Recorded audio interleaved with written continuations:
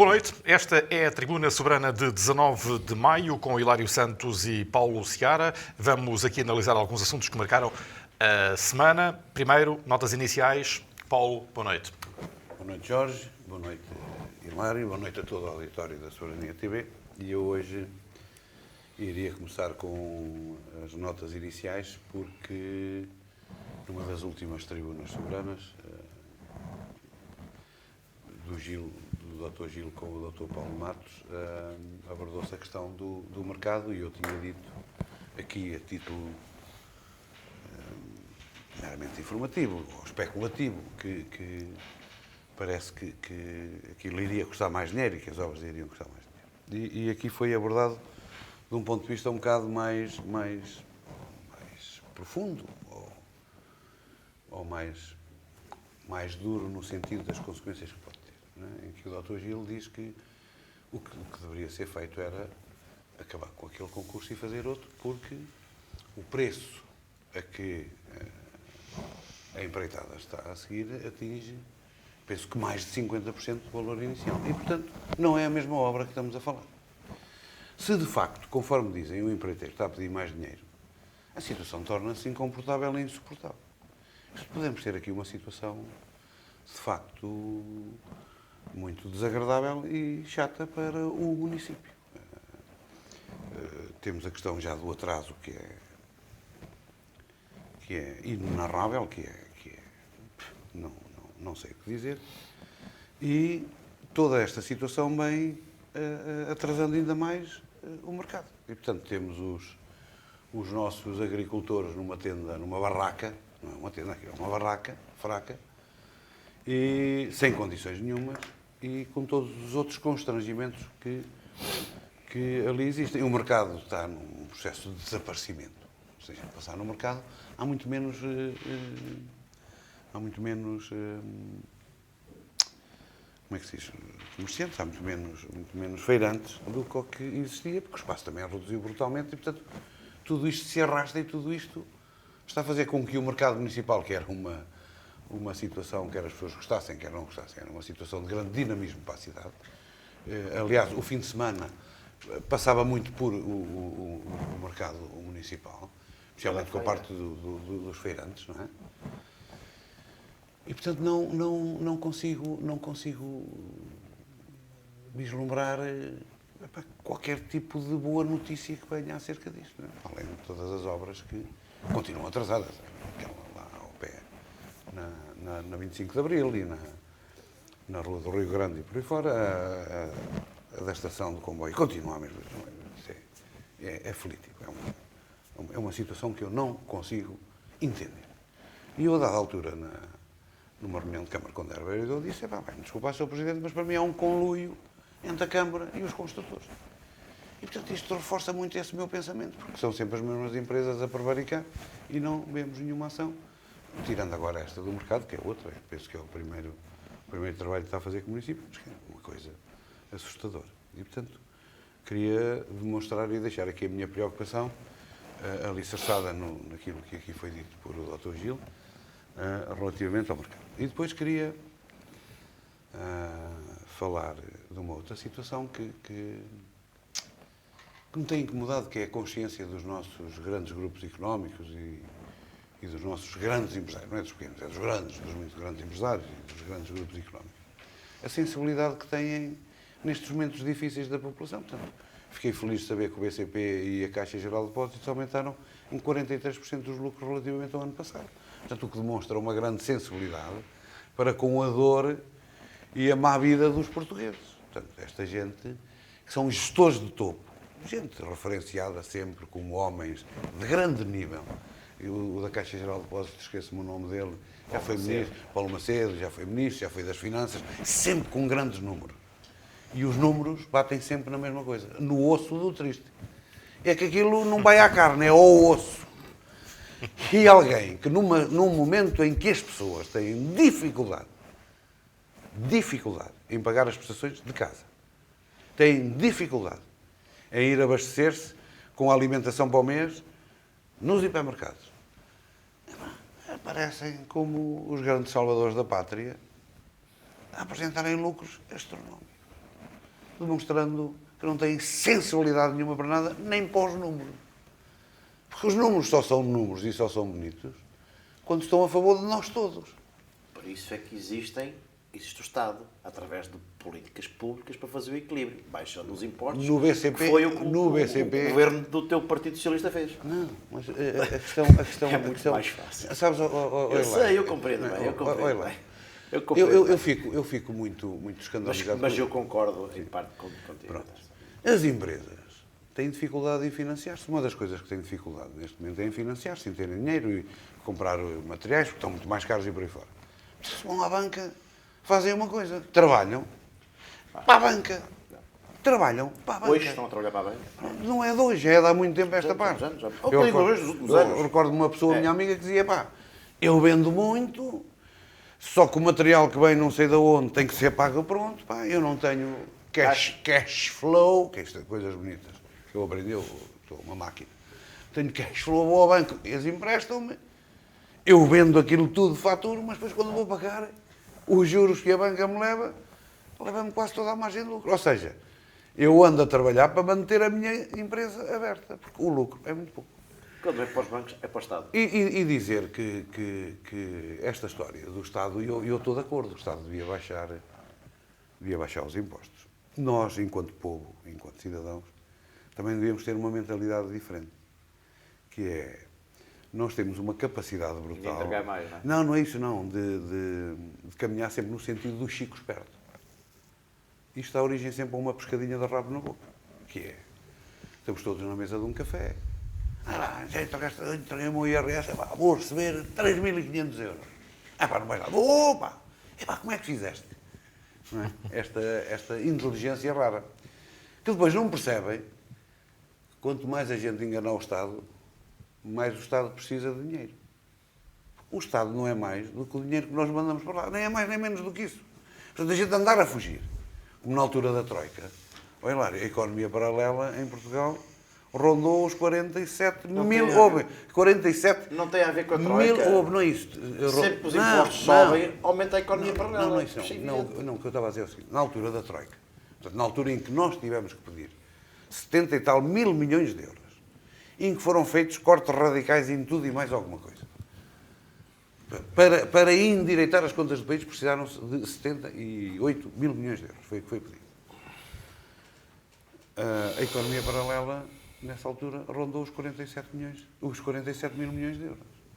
Portanto, esta chica espertice que nós temos vira-se contra nós e vira sempre contra os mesmos. Contra os mais fracos, contra os mais desprotegidos. Bom, quando tu portanto, o meu tens lamento, um salário de o meu 1.500 euros ou 2.000 euros brutos em Portugal e és um perigoso capitalista, está tudo explicado. Não, mas essa é a grande questão. E é exatamente isso. Porque, ó Hilário, quando este governo, o atual governo, decidiu subir o salário mínimo para os 750 euros, não é? Que é agora à volta disso, foi sempre um problema. Com as associações empresariais e a Associação Nacional do Comércio, mas a gente não consegue. Aqui não se consegue nada. Há uma coisa que se consegue, e eu vou-te contar. E estou feliz a ver isso. É a qualidade dos automóveis que a gente vai vendo nas nossas estradas. Ele é de Maserati, é de Porsche, é de Mercedes, é de Tesla, é de tudo topo de gama. Para isso há. Para pagar o salário mínimo é complicado. E eu gostava que se gerasse mais equilíbrio, entre a classe alta e a classe baixa. Nós temos que ter pobres. Não vale a pena querermos erradicar a pobreza, porque isso é impossível. Mas devemos diminuir o número de pobres existentes num país. Minimizar, levar ao mínimo possível. Há de haver sempre um número deles, há de haver. Agora, o que não pode acontecer é estar-se a dizimar a classe média, que é aquilo que faz com que um país se desenvolva, cresça, seja um país empreendedor, com dinamismo, E, portanto, e aquilo que estamos a fazer é... Qualquer dia a malta revolta-se à chapada e depois é um problema. Mas bem, isso é outra questão. Hilário, boa noite. Boa noite, Paulo. Eu só me calei porque tu falaste e eu estava com medo. Não, isto qualquer dia vai acontecer porque isto não pode continuar assim. A minha primeira nota inicial não é uma boa nota, é uma nota para referir o lamento de mais uma tragédia que aconteceu no Concelho, a morte de um jovem de 17 anos em Fermentelos através de um acidente de aviação, exatamente. E que obviamente deixa sempre as populações consternadas e por isso um jovem atleta também do Sporting Clube Fermentelos, enfim, e quando morre um jovem nós obviamente ficamos sempre muito mais tocados. E falo isto também, além deste lamento, também gostaria de falar um bocadinho, ou de referir um bocadinho, a questão das vias de comunicação que vamos fazendo no Concelho e a sinalização das mesmas. Não é só no Concelho, é no país, mas nós estamos a abordar a questão do Concelho. Este jovem morreu num acidente na Rua do Vieira, em Fermentelos, que foi recentemente intervencionada. E quem lá passar percebe perfeitamente que aquilo é uma pista para alta velocidade. E eu não vou aqui sequer classificar qualquer grau de culpa ou falta de culpa, é uma tragédia que aconteceu. Mas o que é certo, aquilo é um convite a alta velocidade que está naquela rua. E aonde não há limitadores de velocidade, aonde a sinalética é claramente insuficiente naquela alteração que se vê, e que nós estamos muito habituados a fazer estradas e depois a sinalética, quer quando se faz, quer no final de se fazer, há de se fazer muito mais à frente. E reparemos, há ali empresas nessa Rua de Vieira em que as saídas dos trabalhadores dão-se em cima de uma curva. E são várias empresas. E, portanto, e não se acautelou absolutamente nada sobre isto. Lamento o que aconteceu.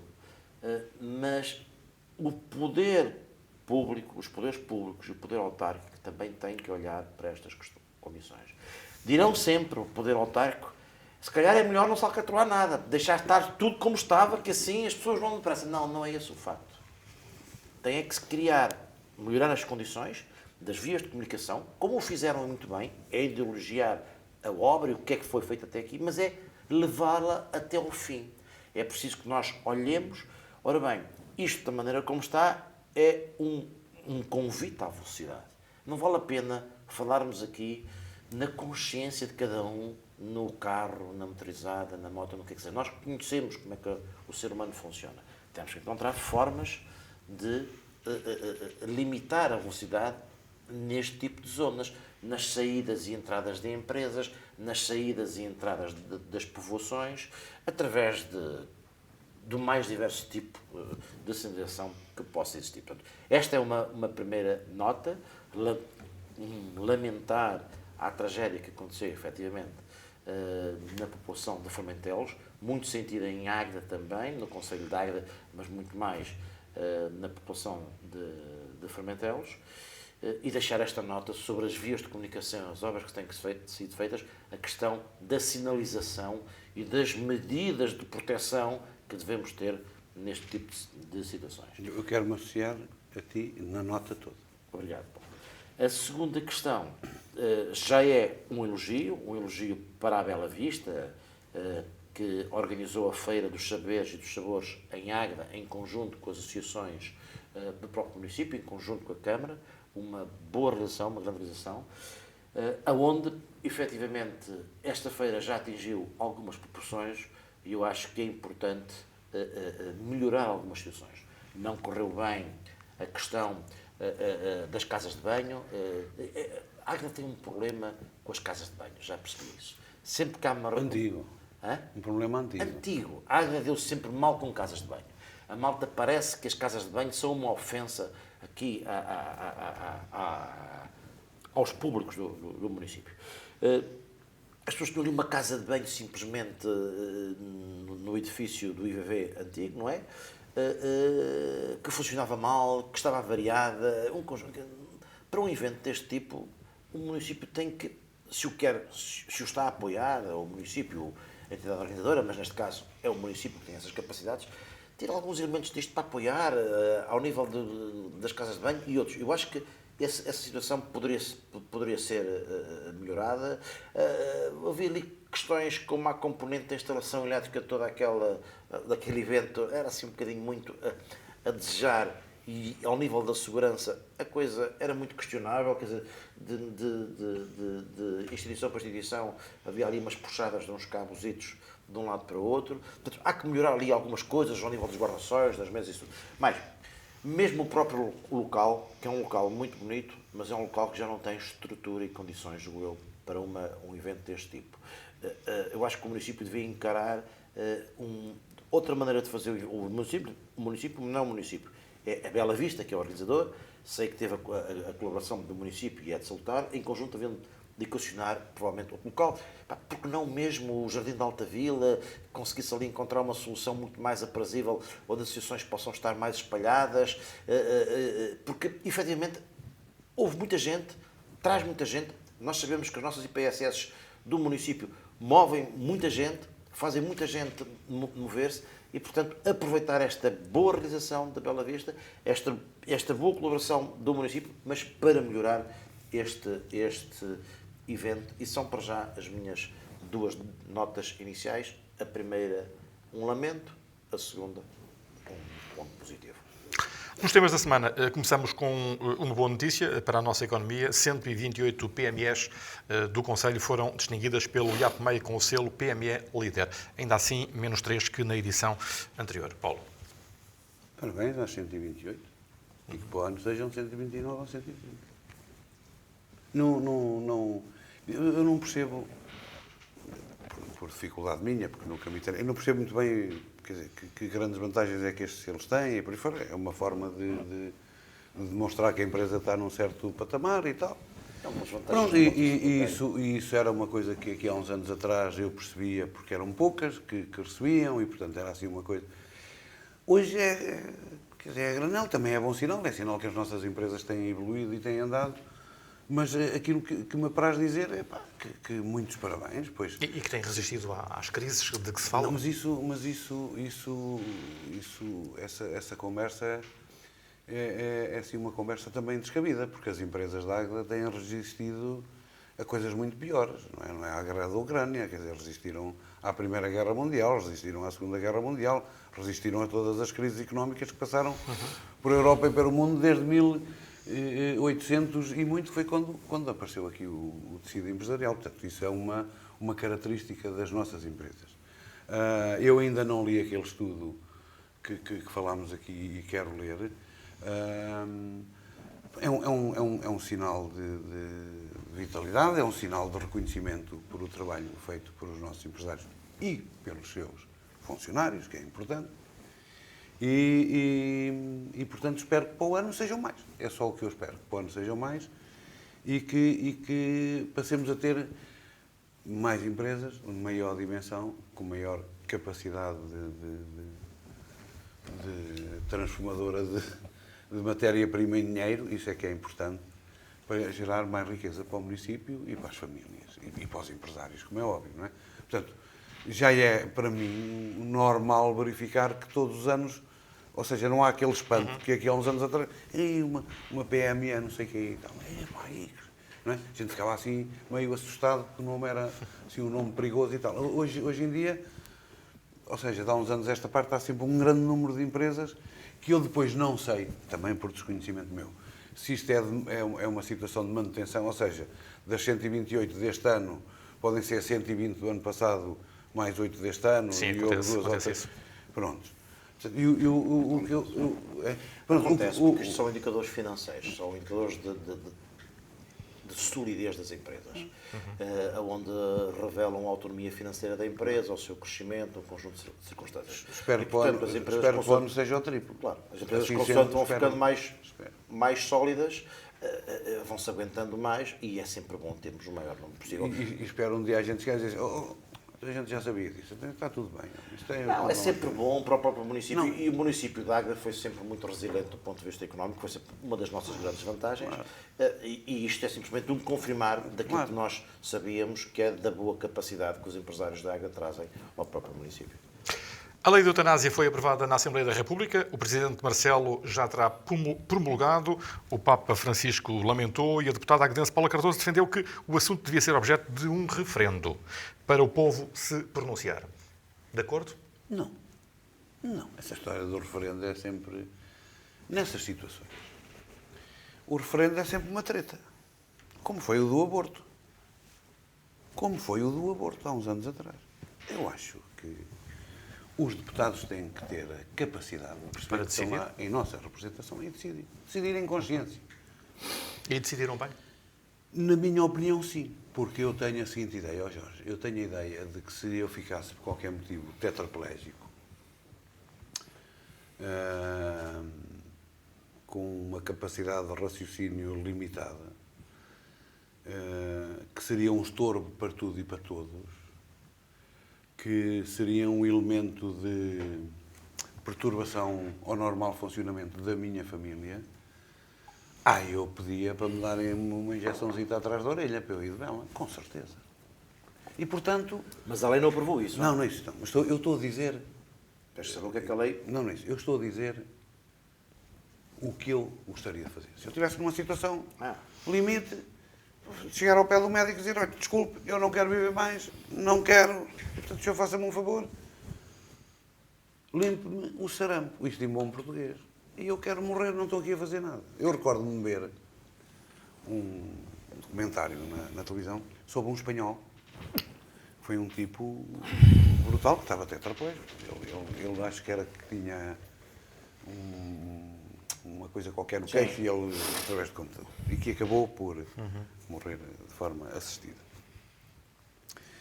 Vi um outro filme muito bom, que as pessoas deviam ver, de um indivíduo que ficou também tetraplégico e que foi o tipo que deu origem ao aparecimento do ventilador.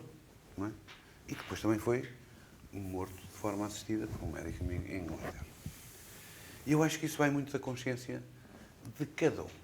O que eu não quero é que, tendo eu um familiar meu nessa situação, que eu possa dizer, olha, eu quero que façam isto ao meu familiar, tipo, está-me aqui. Não, mas se o próprio assim o entender. Se calhar é porque eu sou ateu, não sou uma pessoa religiosa e, portanto, como acho que não tenho de prestar contas a ninguém depois de morrer, a não ser à Terra, se calhar o meu pensamento é nesse... Agora, o que ninguém me pode cercear é a minha liberdade de eu decidir também sobre a minha própria vida. Que é a coisa mais importante que há, é a coisa que nos deve preocupar a todos. Há situações que são situações terminais. Há situações que são situações de extrema violência em termos de dor física e mental e tudo. E, portanto, a pessoa deve ter a liberdade de o poder fazer. Acreditas que isso já se faz? Isso sempre se fez. Jorge, vamos lá ver uma coisa. Há um sem número de coisas que a gente temos que deixar de ser todos anjinhos. Eu tenho muito dinheiro. Quero morrer de forma assistida. Digo onde quero, a que horas, e está lá um médico. Desde que eu lhe unte as mãos com o respectivo valor. Não é uma questão de consciência económica. Há a consciência da ética e há a consciência económica. E, portanto, isso é feito, obviamente. O aborto não é feito em Portugal. Toda a gente sabia que o aborto era feito em Espanha ou que era feito ali em Oiã. Não vamos deixar de estar aqui a contornar as coisas quando a gente sabe que elas funcionam. E há situações em que Jorge, eu sou médico, ok? Eu sou médico. Tenho um amigo próximo, um amigo daqueles íntimos, um amigo de toda a vida, que está numa situação dessas. Se me pedisse, sendo ilegal, eu se calhar faria de uma forma muito provavelmente. Portanto, nem sequer condeno um médico que faça isso. Nem sequer condeno um médico que faça isso. Porque acho que isso é a mesma coisa que a questão do aborto. Mas quem sou eu para decidir se aquela miúda quer ter um filho ou não quer? Mas quem sou eu para decidir isso? Quer dizer, não me sinto com capacidade, nem com... Como é que eu ia dizer? Nem com... capacidade para... À vontade. À vontade para tomar essa decisão e essa determinação. Acho que isso parte muito do próprio. Eu acho que fazer uma coisa dessas, qualquer uma dessas situações, são muito violentas para as pessoas que as decidem fazer. não me parece que em 90% das situações sejam situações que sejam feitas de ânimo leve. Naturalmente haverá uma porcentagem delas que sim, que são. Mas, portanto, mas quem sou eu para... E, portanto, a doutora Paula Cardoso, e bem, entendia, porque o Presidente da República tinha algumas dúvidas, aquelas dúvidas que ele tem daqui, dali e tal. Portanto, ela achou que deveria ser isso analisado melhor. Era um arrastar. Chama-se era um arrastar. O Presidente da República tentou fazer, ir arrastando isto, porque ele, em termos da sua consciência católica, porque é um homem católico, discorda um bocado disso. E, portanto, percebendo que neste momento a onda ia muito mais nesse sentido do que no contrário, tentou ali empalear a situação para ir arrastando. E depois vem um governo mais conservador, de certeza que não irá fazer. E eu acho que a Paula, em termos da sua consciência, entendeu isso. E, portanto, entendeu muito bem. E expressou, e bem, e expressou no sítio certo, na Assembleia da República. Como sei que houve outras situações já, em que a Paula Cardoso, na Assembleia da República, nem sequer votou em conformidade com o grupo do PSD. O aborto? Por exemplo. Exatamente. Ela não votou... A Paula sempre teve pensamento livre. Livre. E, portanto, ela votou a par com a malta da esquerda acerca do aborto. E não em conformidade com a ala mais conservadora do PSD e assumiu de corpo e alma na Assembleia. E, portanto, aqui fez exatamente o mesmo. O que eu acho muito bem. Ela, ao ter feito, só discordo. Eu só discordo. Mas é a sua vontade e, portanto, expressou muito bem. Eu não discordo da Paula. Acho que ela fez muito bem. Se era esse o seu pensamento e era que eu sei. Eu discordo de estarmos a empalear mais com esta situação. Ok, Hilário. Porque aqui a questão tem a ver com o que eu deduzo que tinha, era a ver com a questão da consciência ética e dos médicos, não é? Eu aqui discordo do Paulo, eu concordo em absoluto com a posição da Paula. Também já no passado concordei na questão do aborto, com a posição da Paula, como noutras situações que também aconteceram. Nem todas de acordo com ela, mas nestas duas em particular concordo. O que é que está aqui em causa? Portanto, nesta nova versão da lei, porque isto é uma nova versão da lei, não é? Já é a terceira versão. Já é a terceira versão que vai, o que é que está em causa? Está em causa que o doente deixa de ter direito à escolha entre o suicídio assistido e a eutanásia. Ele antes tinha esse direito à escolha. Podia escolher o suicídio assistido ou a eutanásia.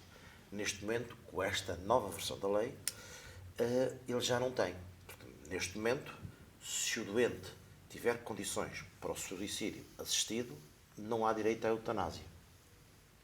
Só há direito à eutanásia quando, efetivamente, ele tiver incapacidade física para o exigir. É isso que acontece. E aqui põe-se uma situação. Quem é que define a incapacidade física do doente para auto-administrar os seus fármacos para o suicídio assistido? Ou quem é que assegura toda esta supervisão médica? E é aqui que entra a questão do referendo. Porque eu tenho o direito de tomar a decisão, ainda que o suicídio não seja permitido em Portugal, por lei, eu tenho a decisão de querer morrer. Eu não posso, pela minha decisão de querer morrer, querer obrigar a ti a administrar medicamentos para eu morrer. E aqui muda o figurino da lei. Aqui muda a figura. Nós dizemos sempre isto. Esta é uma decisão minha, é uma decisão individual. Eu não gosto que o Estado se mexa nas minhas decisões. E eu também não gosto. O problema é quando as minhas decisões entram nas tuas decisões. E o que é que está aqui em causa é que quando o suicídio medicamente assistido não é permitido, não é conseguido porque a pessoa não tem capacidades, então se ela quiser a eutanásia, é o Estado que vai ter que provocar essa situação. E aqui, então, já estamos a discutir outra situação. Portanto, aqui já não é o meu direito, é o direito da sociedade que está em causa. E é aqui que a Paula, e julgo que a posição do PSD e julgo que a posição do Presidente da República dizem: alto, eu não estou mandatado, nem estou a fugir às minhas responsabilidades dentro da democracia representativa. A nossa democracia é representativa. Nós, em Portugal, temos muito a mania que, quando não queremos fazer uma coisa, vai para o referendo. O referendo, como tem 50%... Agora, nós temos que encontrar medidas para alterar isto. Agora, eu não estou mandatado para decidir em termos da sociedade que, se eu quiser morrer e não tiver condições para isso, tu tens que me dar a medicação para eu morrer. Isso é diferente. Porque eu não estou a decidir sobre a minha posição. Eu estou a decidir que eu quero morrer, mas tu tens que Mas há médicos, por uma questão de objeção de consciência, não fazem. Há outros que Está o bem, fazem e fazem. é velha história. É o que Isso, está com aqui. certeza. E então... Porque eu também. O que Hilário, eu também sou contra. Eu obrigar o médico. Olha, você agora vem-me fazer. É aqui que Não, está a não, questão. mas isso- E é aqui que está a questão que põe o PSD e que põe a Paula. A Paula explicou isto bem. Aliás, eu acho que a soberania não agarrou bem no tema ao Jorge. Faz ali o primeiro parágrafo. Não é bem essa a questão. A posição da Paula é exatamente esta. Ela não está contra que seja de uma maneira ou de outra. O que ela diz é o seguinte. A lei muda aqui neste momento. O que a lei diz é que, quando houver a questão da eutanásia, tem que alguém definir que tu, Paulo, dando o exemplo que estavas a ter, não estás em condições de provocar o teu suicídio medicamente assistido. Não estás com capacidade. Primeiro, quem define isso? E depois, a sociedade é que terá que fazer esse ato para ti. Ora, e o que eu penso, e que ela também pensa, aliás, eu vou na linha de pensamento dela, que é o pensamento do PSD, eu não estou mandatado para tomar uma decisão deste tipo, porque eu tenho a minha decisão individual. Mas a minha decisão individual não é de forma nenhuma representativa daqueles que me elegeram, porque esta questão não esteve. Aliás, nós vimos, quando foi a questão do aborto, houve muita divisão sobre isto. E, portanto, e outra situação, a questão da regionalização. Os partidos não representaram de maneira nenhuma, os votantes nos partidos não representaram de maneira nenhuma os votos naquilo que veio a acontecer no referendo. E esta matéria, se for a referendo, é exatamente a mesma questão. Não vai ser, todos os socialistas não vão estar de acordo com isto, Com certeza nem que não. todos os sociais-democratas estarão contra isto, meus caros amigos. E, portanto, é aí que se defende, nessa situação, a existência do referendo. Dirás tu, e muito bem, Paulo, pois, mas quando vamos para o referendo, 90-50% dos votos, isto é muito difícil, então, que algum referendo seja vinculativo. E quase sempre. É quase sempre. E não é isso. E o Agora- problema nem sequer tem. São sempre quase sempre matérias tão sensíveis que são dadas a um populismo de um lado e do outro. É verdade. Com argumentações mas os absolutamente... partidos não estão... Repara, os partidos, quando há uma eleição, os partidos vão para a Assembleia da República, ou deveriam ir para a Assembleia da República, mandatados para defenderem determinados programas. Há determinadas coisas que eles não estão mandatados para defender. Tu vê, nós ainda agora discutimos a desagregação de freguesias. Isto foi exatamente feita da mesma maneira como foi feita a agregação. Nós fizemos-la porque fomos obrigados. Outros desfizeram-na porque estes não foram obrigados. Mas também não estão mandatados por ninguém. É tal democracia representativa que não representa ninguém. E foi este o intuito da intervenção da Paula, e julgo do PSD, esta matéria, como mexe desta maneira, eu não estou mandatado para isto, porque eu tenho a minha opinião. Eu tenho a minha opinião. E a minha opinião não quer dizer que seja representativa da sociedade portuguesa, muito pelo contrário. Ao contrário, quando eu vou representar um partido na Assembleia da República, teoricamente deveria ser por um programa que eu já apresentei, que já foi discutido, enfim, um conjunto de decisões. Por isso, aqui divergimos um bocado. Não tem mal nenhum. Olha-nos isso. Estamos a voltar aos nossos velhos tempos. Na próxima quarta-feira teremos a Assembleia Municipal para debate do Estado do Conselho sobre esta temática que as chegas gostavam de dar para cima da mesa. Paulo. Eu acho que o Estado do Conselho é o Estado de há muito tempo a esta parte. Ou seja, as chegas, não estou a ver nenhuma. Porque os assuntos que de certa maneira atrasam ou condicionam ou limitam o nosso desenvolvimento, o nosso crescimento, são de conhecimento de todos. E onde eu verifico que quase nada é feito ao longo dos anos. Temos o problema da habitação, que passos foram dados? Nenhum. Demorou um tempão a fazer-se lá. Agora, é a questão das acessibilidades. Continuo com o mesmo medo da ligação da Águeda à Beja, mas pronto, espero que vá, que a coisa aconteça. É a questão dos transportes públicos, que em Águeda não existem, quer os internos, quer os externos. Ou seja, quando digo os internos são os transportes urbanos, quando digo os externos são os interurbanos, os que vêm de Braga para Lisboa, os que vêm... Não é? Portanto, ou seja, o buraco, porque a Águeda está num buraco, a Águeda. certo? Se a gente reparar, a Águeda está num buraco. Correto? Temos Recardeiros, o Alto Recardeiros. Sim, geograficamente.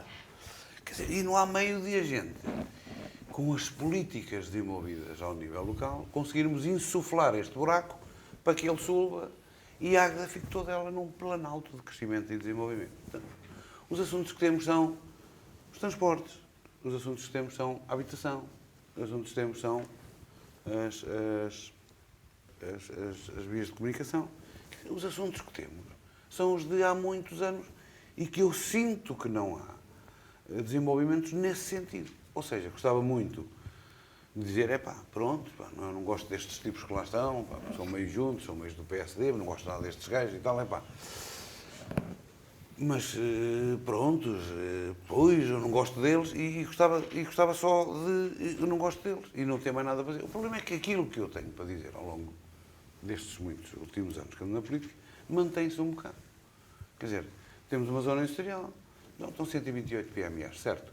Então, e quantas empresas há mais? Não estão lá nessa zona. Não é isso não, estou a dizer, há 128. Quantas empresas é que há mais? Aquilo cresce e nada. Portanto, sinto que há aqui uma estagnação muito grande no desenvolvimento do Conselho. E depois vivemos muito da eventualidade de alguns booms. A ligação da Águeda à Beira é uma coisa importantíssima, fundamental, vem com 50, 60 anos de atraso. A ligação, espero que seja mesmo feita a ligação à autoestrada, que acho que vai ser difícil nesta mesma via, fundamental, tal. Mas também não é isso que nos vai salvar. Também não é isso que nos vai salvar, porque isso depois pode fazer com que aconteça como em Águeda, que às vezes a gente desenvolve aqui uma situação qualquer, esquecemos todas as outras e temos uma carroça sempre muito pesada para o boi novo que a gente comprou ou para o cavalo novo que compramos para puxar a carroça. Eu estou a falar um bocado em abstrato, mas é um bocado isso que eu sinto. E isso é aquilo que mais desânimo me traz. É eu andar neste da política há tantos anos e sentir que temos evoluído muito pouco. Mas não é verdade, porque a Águeda está... Com certeza, estão ao fim de 40 anos, quase que eu ando na política há 40 anos.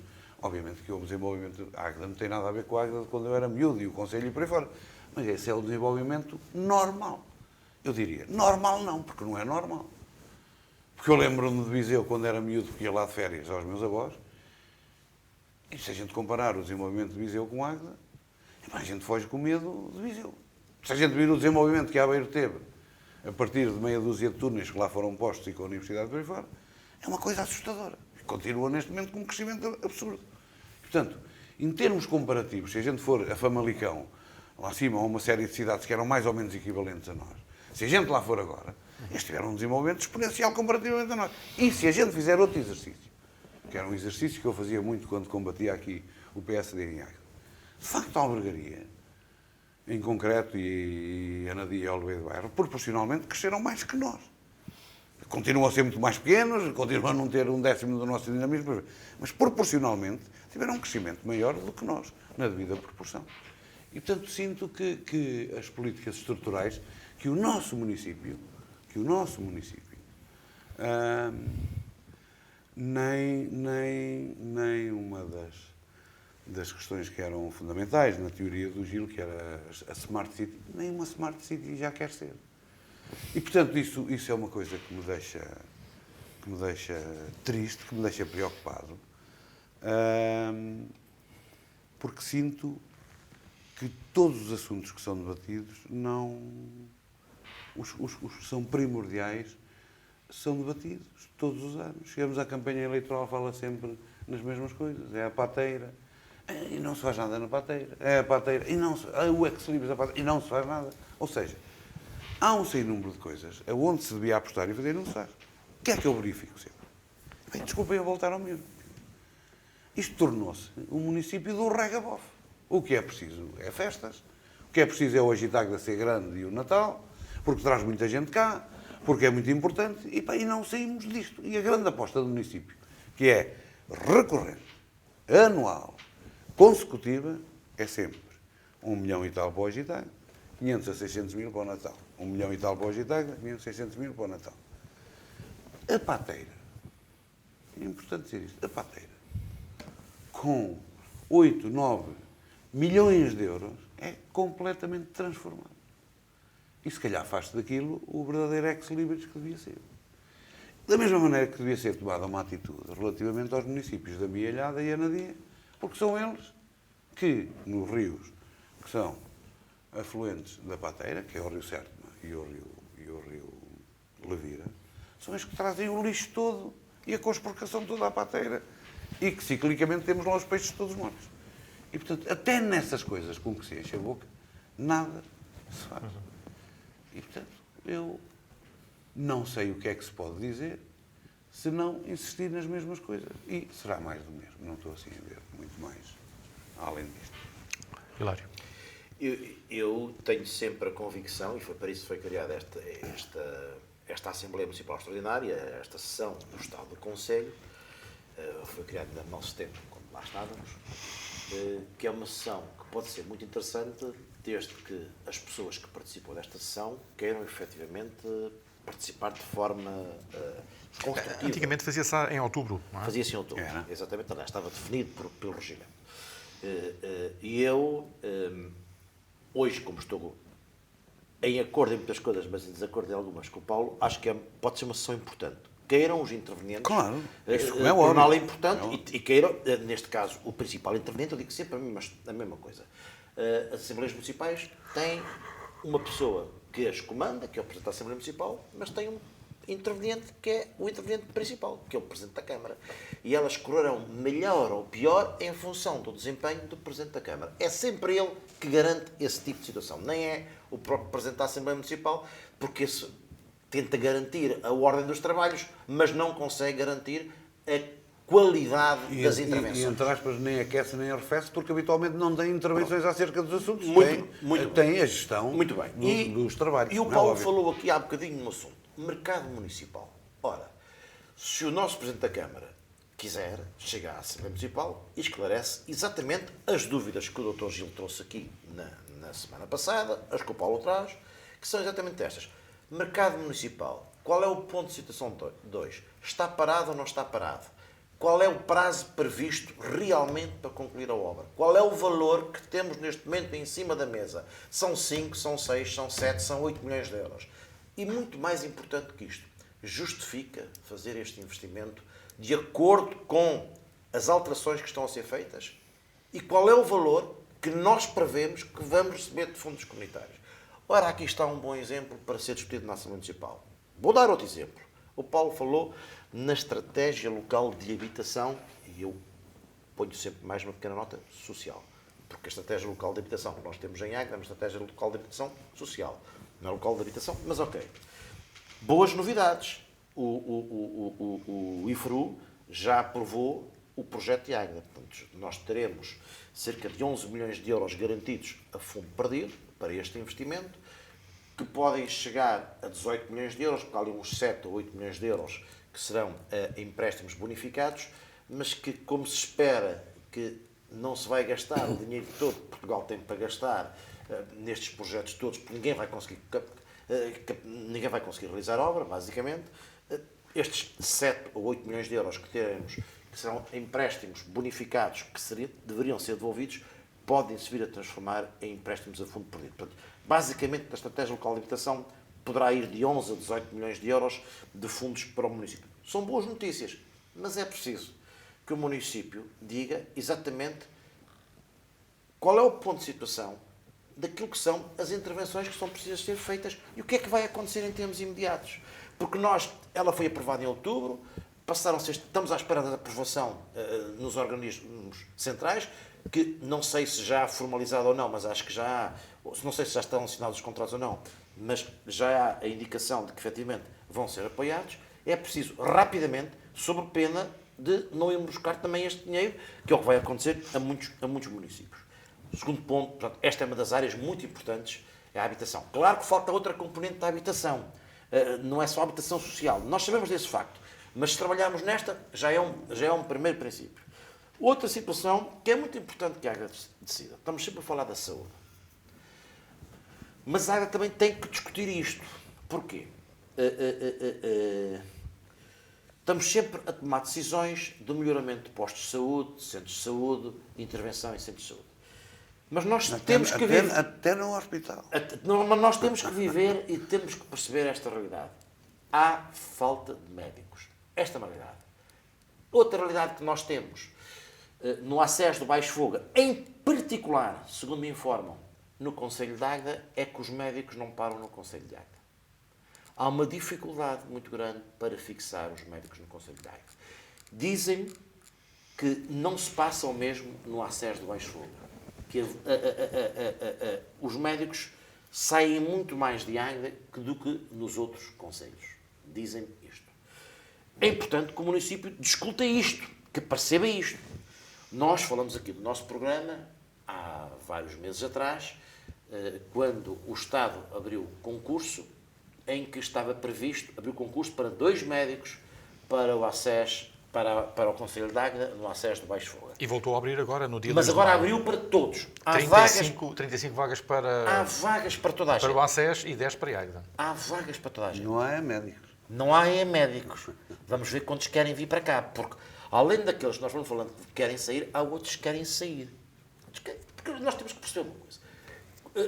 Um médico que esteja... Qual é a doença que existe? Não, temos que... É preciso que a gente... Mas eu fiz-te uma pergunta séria. Eu vou-te dizer... Porque há muita... Repara. Eu pensei que ias fugir à minha pergunta. Não, eu não fujo às perguntas. Não sei, não fujo. sei. Agora é que eu vou ver. Eu não fujo. Mas é preciso também ouvir os médicos. É preciso ouvir os trabalhadores da saúde. Com certeza. E os trabalhadores da saúde acham que há muita interferência política também. Atenção a isto. Há muita dificuldade. Por exemplo, se tu fores a Formentelos, há muita dificuldade em encontrar médicos para Formentelos. Há que perguntar às pessoas porque é que isto acontece. Há que perguntar aos médicos que estão em Águeda porque é que eles não querem cá estar. Porque é que eles querem transferir. Eu não posso pedir a um médico que vive no Porto e que trabalha em Águeda.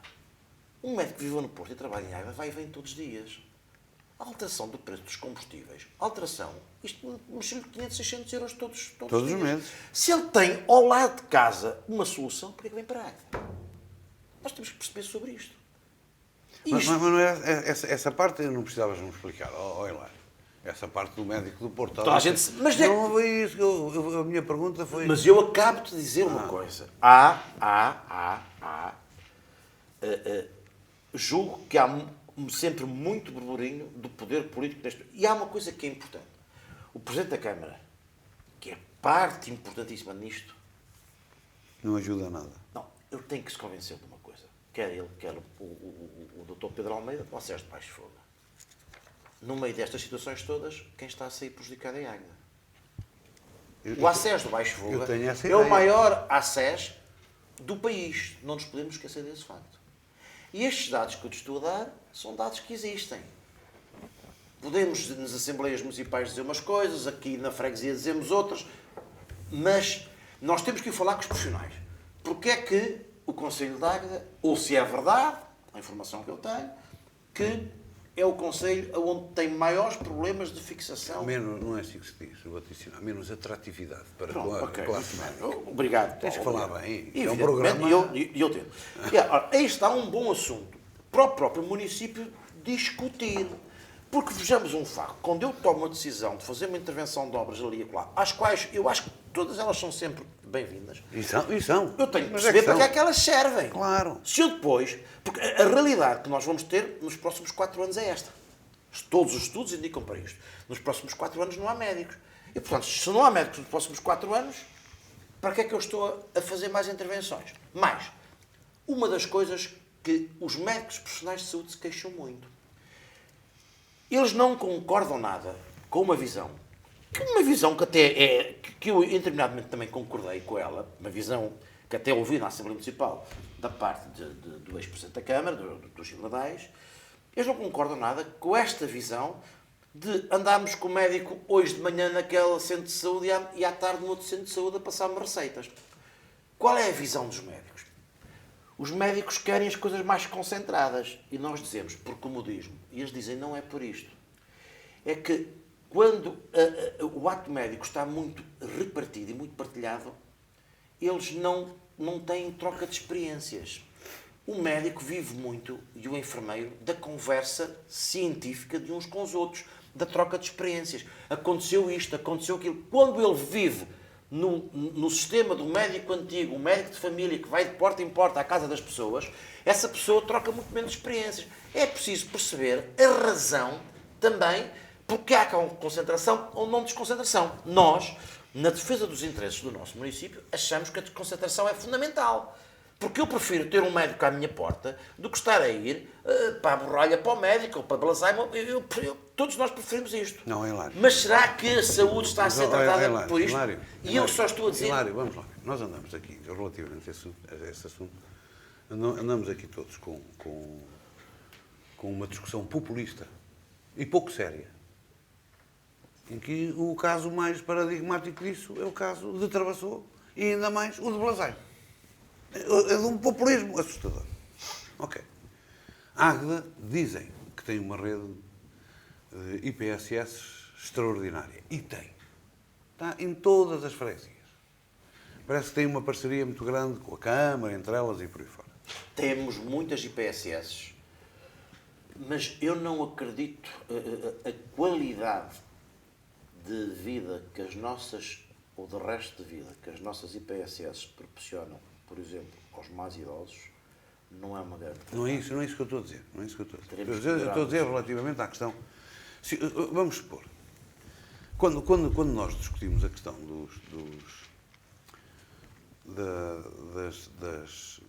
da unificação das freguesias, não é? Da reorganização administrativa, lembras-te que eu propus 5 freguesias. Lembro. Não é? E as 5 freguesias pendiam exatamente por isso. Era onde havia as C+S, ou as escolas secundárias, era onde havia os grandes centros de saúde, era onde havia os quartéis da GNR, certo? Ou os postos de GNR, era onde havia os postos de Correios. E, portanto, se calhar tem... Vamos lá ver uma coisa. Se calhar tem lógica isso que os médicos pedem, que foi aquilo que foi feito com as escolas. Ou está toda a gente a esquecer? E, de facto, se a gente analisar isto com mais calma, de facto é verdade. Se tiverem 10 médicos em 10 gabinetes, há de haver médicos mais experientes, médicos menos experientes, médicos que já trataram uma série de situações de doença e outros que não. E, portanto, o intercâmbio entre eles é sempre...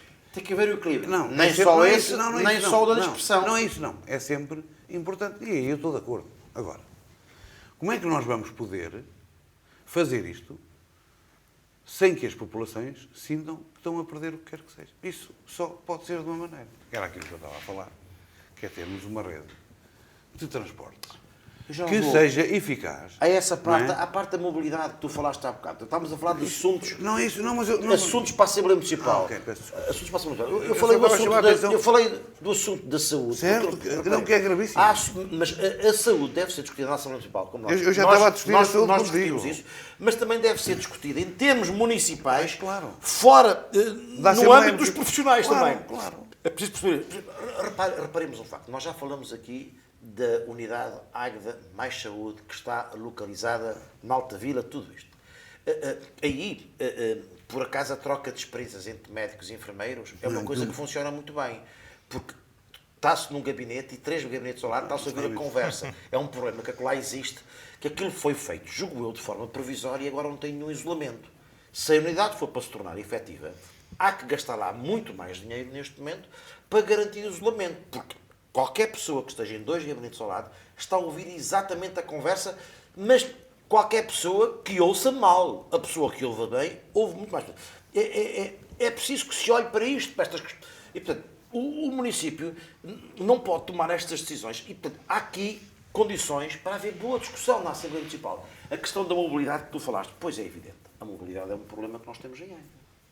Aliás, o tal estudo económico feito, o PEDEA, que poderá ser discutido nesta Assembleia ou não, porque julgo que haverá uma Assembleia Municipal extraordinária para debater esse estudo, e portanto essa Assembleia Extraordinária poderá ajudar muito nisso, mas uma das situações que aponta é as questões da mobilidade interna no Conselho. E há muitas situações onde, efetivamente, se nós quisermos, os membros da Assembleia Municipal quiserem, e o Executivo quiser, para promover discussão de muita qualidade e muito útil para o município. E nesta discussão é sempre muito importante que os membros percebam qual é o resultado de todos os investimentos e as obras que estamos a fazer. Aonde é que a nossa qualidade de vida melhorou fruto deste investimento. Se eu vou gastar 5 milhões, 3 milhões, 1 milhão, 500 mil euros numa obra, serve para quê? Hoje está muito em voga dizer serve para ir buscar fundos comunitários, dá-me boa imagem de realização. Eu fiz muito investimento no meu município. Ok, mas o que é que a minha qualidade de vida, ou a tua qualidade de vida, Paulo, ou a de Jorge, melhoraram nestes investimentos? É importante que as pessoas não percam isto na discussão. Porque hoje em Portugal perdeu-se muito esta discussão. A grande questão que nós temos, e essa é uma situação que eu já falei, e é o aferir. É o Ou seja, a política é a arte nobre de nós convencermos os outros que o nosso caminho é o melhor, mas deve ser também a arte de a gente, depois de defender que o melhor caminho é este, comprovar às pessoas que, de facto, isto teve estes benefícios. E isso é uma coisa que nunca é feita em Portugal. E muito menos nos municípios. Faz-se por fazer. É obra a metro, é tudo em cima do joelho, e é por isso que eu estava a dizer, portanto, inteiramente de acordo contigo. Acho que esse tipo de assembleia é mais importante para se discutir desabridamente no Conselho sobre todos os pontos de vista. E é da discussão que nasce a luz e que nascem os caminhos. O problema é que o Sr. Presidente da Câmara não ouve. Nunca ouviu, nem quer ouvir. E por isso é que eu digo que aquilo que vai acontecer mais uma vez vai ser discutir aqueles assuntos que eu tinha dito. Muitos dos que estás a falar não vão ser discutidos. Muitos dos que estás a falar não vão ser discutidos. Ou se forem, eu sei quem é que os lá vai levar. Portanto, nem preciso lá ir, porque já sei quem é que os vai levar. São sempre os mesmos.